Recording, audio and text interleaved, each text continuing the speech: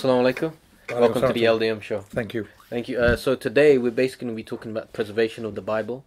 There are a lot of claims made by Christians regarding the preservation of the Bible, and you're a historian. Maybe you could shed some light when it comes to Christianity and the Bible itself. Thank you for that question. I think some of the most learned Christians I have come across wouldn't make any claims with regards to the preservation of the Bible. People like William Lane Craig have already acknowledged in public that they don't want to debate the inerrancy of the Bible. In other words, the Bible contains errors, and they don't want to debate that point. Okay. That much is very, very clear to major Christian authorities in the world. Any sincere Christian reading the Bible carefully would come to realize that the book contains many errors, scientific errors, contradictions, mathematical contradictions. Wow. We can go into that point in another sitting. Right. Today, let's talk about the preservation, Yes. the biblical manuscripts, and what we have today with us in terms of manuscripts. Yes. First of all, there's a point which we must understand is that the Bible today, even in the most ancient manuscripts, is not in the language of the prophets it claims to represent. Right. Okay? Okay. For example, Moses, he lived in the 13th century BC. Yep. Or the 12th century BC, okay, in Egypt. And we to this day don't know what language he spoke. Right. He spoke an Egyptian language. Okay, what language was it? Was it Hebrew? There is no claim, or there is no evidence to this effect. We simply don't know as to what language Moses spoke, or what dialect of Hebrew, if he ever spoke Hebrew, did he speak. So there is no doubt that the language we have in the Dead Sea Scrolls, the earliest manuscripts of the Bible, Yes. is quite different to the language Moses spoke, because there's a gap of over 1,000 years between those manuscripts and Moses. Wow. Wow. Okay?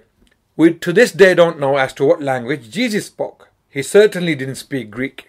Okay? And the earliest language we have of the New Testament is in Greek. On top of that, Jesus was preaching a gospel. Yes. Okay?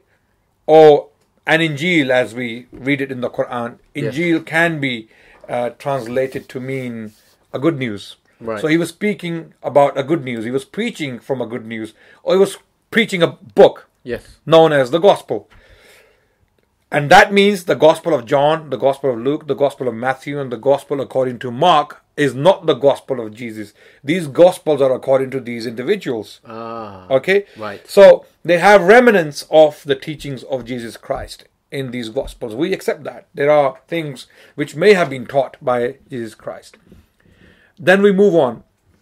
When the Christians claim that these four authors, Matthew, Mark, Luke, and John in particular, Yes. and others in general, were inspired by God to write what they wrote, Yes. this claim cannot be substantiated from the writings themselves, because none of these authors actually claimed divine inspiration. That's Right. one point. Yes. Second point is, even if we were to accept that these authors were inspired by God, do we have what they wrote? That's the question. We simply do not have what they wrote. We have almost 6,000 Greek manuscripts dating from the 2nd century CE to the 16th century CE, and 96% of these manuscripts come from the 9th century onward, and only 4% of these manuscripts come from the first 9 centuries. Even fewer from the first 3 centuries. So very little manuscripts actually come from the first 3 centuries. There is an almost complete manuscript of the New Testament from the mid-4th century, and that means a distance or a gap of almost 3 centuries between the original authors Right. and the manuscript itself. So Okay? what you're saying is most of the original Greek manuscripts that we have, they date from the 2nd to the 9th century, most of them. Yes. And The earliest ones. The earliest ones. Yeah, yeah. And they're written in Greek. They're not Yeah. written in Aramaic. No. They're not written in Aramaic. And these original Greek manuscripts, understood like Greek biblical scholars have looked at these manuscripts. Yes. And within the manuscripts themselves, I think they've come to an agreement that no two are the same. Absolutely. That was the point I was going to talk about next. Right. There are scholars, major authorities in the field. Yes. They have come to realize that all of these 6 manuscripts, without an exception, Yes. differ in content with each other, in wording in particular, to be more precise. Right. Okay, in wording, most differences are minor. Yep. Few differences are major. Yes. Okay, so major differences are quite devastating, and they sometimes even have theological significance. Right. Okay. Right. Theology can be changed because of these differences. So all of these manuscripts are different in wording. The question now is, which ones were written by Matthew, Mark, Luke, and John? If they were divinely inspired, Yes. even if we were to accept that claim, Yes. which one was written by them? We Right. simply do not have what they actually wrote. To this day, the Christian textual scholars are trying to reach at an original reading.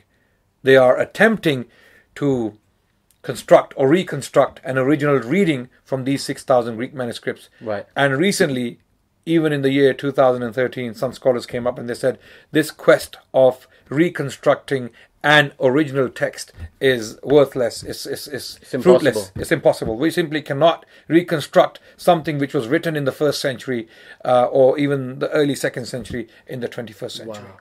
So as a summary, we can say when it comes to the Bible, basically we don't have the original Bible. We don't even have copies of the original. No. We don't even have copies of the copies. No. And the original Greek manuscripts that we have, over 6,000, Yeah. no two are the same. Yes. So when it comes to the question of preservation of the Bible, the biblical scholars themselves have made a claim that there's no way they can say this Bible is preserved in its original form. Yes, absolutely. It has been stated clearly by many scholars, including people like Bruce Metzger, people like Bart Ehrman, and there are other conservative Christian scholars who have accepted the fact that we simply do not have the originals. Okay, what we have is a reconstructed form of the text of the New Testament, and what the Christians read today in the English Bibles simply doesn't represent what was actually written by the original authors. Jazakallah khairan. Thank you.